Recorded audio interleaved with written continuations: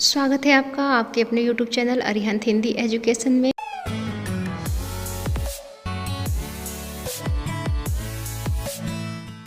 आप लोग कक्षा 12 हिंदी विषय के अंतर्गत सूर्यकांत त्रिपाठी द्वारा रचित बादल राग कविता का हिंदी व्याख्या देख रहे हैं। बादल राग कविता परिमल से ली गई है। निराला जी को वर्षा ऋतु बहुत अच्छी लगती है क्योंकि बादलों के भीतर सृजन और ध्वंस की ताकत समाहित है। बादल राग कविता निराला जी की प्रसिद्ध कविता है। तो चलिए पाठ शुरू करते हैं। प्रस्तुत काव्य पंक्तियाँ निराला जी द्वारा रचित परिमल से अवतरित है। कवि ने इन पंक्तियों में बादलों का आह्वान करके उनसे सृष्टि में नवीन शक्ति का संचार करने की प्रार्थना की है। झूम झूम मृदु गरज गरज घन घोर, राग अमर अंबर में भर निज रोर, झर झर झर निर्झर गिरिसर में, घर मरु तरु मरमर सागर में, सरित तड़ित गति चकित पवन में, मन में विजन गहन कानन में, आनन आनन में रव घोर कठोर, राग अमर अंबर में भर निज रोर। इसके कठिन शब्दों का अर्थ देखिए।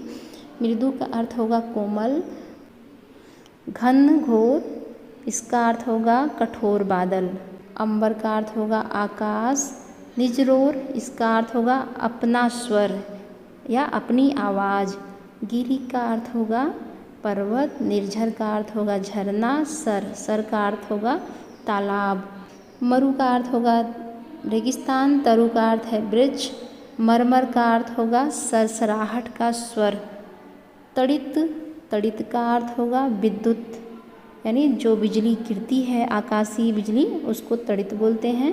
विजन का अर्थ होगा निर्जन, कानन का अर्थ होगा जंगल, आनन का अर्थ होगा मुख, रव का अर्थ होगा शोर। अर्थ देखिए। प्रस्तुत पंक्तियों में कवि निराला बादलों का आह्वान करते हुए कहते हैं, हे बादल तुम झूम झूम कर अपनी घनघोर गर्जना से सारे वातावरण को इतना भर दो और अपने शोर से, निजरोर मतलब अपने शोर से अंबर में अर्थात आकाश में ऐसा संगीत छोड़ दो जो अमर हो जाए, जिसकी ध्वनि अमर हो जाए। झर झर झर निर्झर गिरिसर में, घर मरु तरु मरमर सागर में, अर्थात तुम ऐसे बरसो कि सारे झरनों में और सरोवरों में पानी भर जाए तथा सभी अपने स्वर के अमर संगीत से इस प्रकृति के कण कण में नया जीवन भर दो। घर मरु यानी प्रत्येक घर में नए जीवन की ध्वनि आने लगे और तुम ऐसे बरसो कि मरु मतलब मरुस्थल, अर्थात तुम ऐसे बरसो जिससे मरुस्थल के पेड़ भी हरे भरे होकर मरमर की ध्वनि करते हुए लहराने लगें। सरित तड़ित गति चकित पवन में अर्थात समुद्र नदी आदि में बिजली की गति भर जाए, उसके विकास की गति देखकर पवन भी यानी हवा भी आश्चर्यचकित हो जाए। मन में विजन गहन कानन में प्रत्येक व्यक्ति के मन में गहरे जंगलों में और सुनसान स्थानों पर तुम अपना अमर संगीत भर दो। आनन आनन में रव घोर कठोर, राग अमर अंबर में भर निजरोर, अर्थात तुम अपना ऐसा अमर संगीत भरो कि प्रत्येक व्यक्ति के चेहरे पर हर्ष की रेखा खिंच जाए, अर्थात प्रत्येक व्यक्ति खुश हो जाए और उन्हें विषम परिस्थितियों को सहन करने के लिए तुम कठोरता प्रदान करो। तुम ऐसा मधुर संगीत पैदा करो जो सारे आकाश में भर जाए। आगे देखिए। अरे वर्ष के हर्ष बरस तू बरस बरस रसधार, पार ले चल तू मुझको बहा दिखा मुझको भी निज गर्जन भैरव संसार। कठिन शब्द के अर्थ देखिए। वर्ष के हर्ष का अर्थ होगा पूरे साल में सबसे अधिक आनंद प्रदान करने वाले। रसधार का अर्थ होगा आनंद की धारा या जल की धारा। निज का अर्थ होगा अपना। गर्जन का अर्थ होगा गर्जना। भैरव का अर्थ होगा भीषण या तेज। प्रस्तुत पंक्तियों में कवि ने बादलों से बरसकर सारी प्रकृति को रस से भर देने का आग्रह किया है। कवि निराला बादलों का आह्वान करते हुए कहते हैं कि तुम वर्ष में सबसे अधिक आनंद प्रदान करने वाले हो। अर्थात बरसात का मौसम ऐसा होता है जो पूरे वर्ष में सबसे अधिक आनंददायक होता है। हे बादल, तुम अपनी जलधारा से सारे वातावरण को सराबोर कर दो या आनंदमय कर दो। अर्थात बारिश की बूंदों को बरसा कर तुम प्रकृति के कण कण में नए जीवन का संचार कर दो।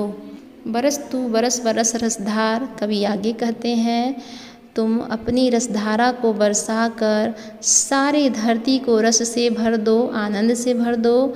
हे बादल, तुम मुझे अपनी भीषण गर्जना के माध्यम से परिचित कराओ। तुम बरसकर मुझे भी अपने साथ, निज मतलब अपने साथ बहाकर ले जाओ। भैरव मतलब भीषण।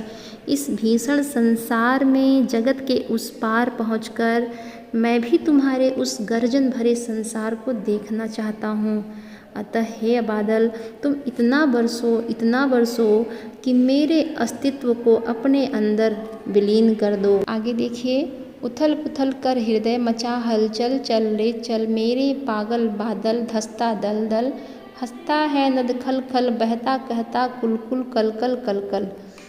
प्रस्तुत पंक्तियों में कवि निराला वर्षा का आह्वान करते हुए कह रहे हैं कि हे बादल, तुम इतना बरसो कि मेरे हृदय में आनंद का जो गुब्बार उठ रहा है वह उलट पुलट हो जाए। अर्थात मेरे मन में हलचल मचा दो। चल रे चल मेरे पागल बादल। कवि आगे कह रहे हैं कि मेरे मन में ऐसा हलचल कर दो कि तुम्हारे बरसने से जैसे दलदल धस जाते हैं वैसे ही मेरा मन तुम में धस जाए। कवि आगे कह रहे हैं, जब दलदल होता है तो समुद्र खिलखिलाकर हंसने लगता है और नदियों का जल कल कल की ध्वनि से तुम्हारा यशोगान करने लगता है। हे बादल, इतना बरसो कि वर्षा के पानी से ही मिट्टी जमीन में दब जाए।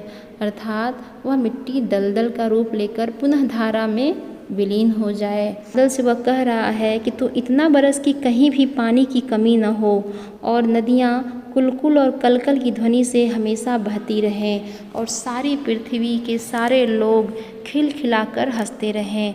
यहाँ कवि ने बादलों के माध्यम से अपने हृदय में दबी उन इच्छाओं को उजागर किया है जिससे लोगों को आनंद प्राप्त हो और सुख प्राप्त हो तथा लोगों का कल्याण भी हो। रस शांत है, भाषा खड़ी बोली है।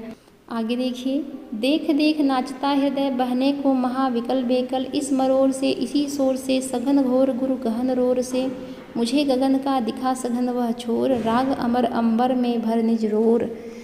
प्रस्तुत पंक्तियों में कवि ने आकाश में उमड़ते और गरजते हुए बादलों को देखकर यह बातें कही हैं। कवि कहता है, हे बादल, देख देख नाचता हृदय, तुम्हें बरसता देखकर मेरा हृदय नाचने लगता है। बहने को महाविकल बेकल, विकल का अर्थ होगा व्याकुल, बेकल का अर्थ होगा बेचैन।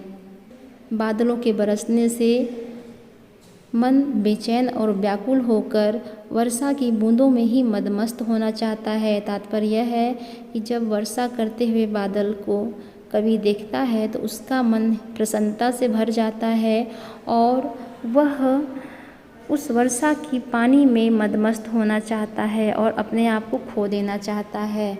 इसी मरोर से इसी शोर से सघन घोर गुरु गहन रोर से, यहाँ मरोर का अर्थ होगा घुमाओ फिराओ या चक्कर काटना। कवि का व्याकुल मन बरसते हुए बादल की शोर में खो जाना चाहता है और वह गहराई तक जाना चाहता है। अर्थात जब बादल बरस रहे हैं तो जो पानी बह रहा है उस पानी की गहराई तक जाने की बात कवि कर रहा है। कवि कह रहा है कि मुझे वह गगन दिखा, यानी मुझे वह किनारा दिखाओ जहाँ से तुम सारा पानी ला रहे हो। अर्थात अपने साथ बहाकर मुझे वह किनारा दिखा दो और आकाश के साथ मेरे हृदय में भी अपना अमर संगीत भर दो और ऐसा संगीत पैदा करो जो सारे आसमान में, सारे आकाश में फैल जाए। आकाश में उमड़ते घुमड़ते तथा गरजते बादलों को देखकर कवि का हृदय बड़ा ही आनंदित हो रहा है। रस शांत है, भाषा खड़ी बोली है। बच्चों, सूर्यकांत त्रिपाठी जी की 2 कविताएं हैं आपके कोर्स में, तो ये बादल राग था और संध्या सुंदरी का लिंक इसी के डिस्क्रिप्शन में दिया है, आप उसे भी देख सकते हैं। आज के लिए इतना ही, धन्यवाद।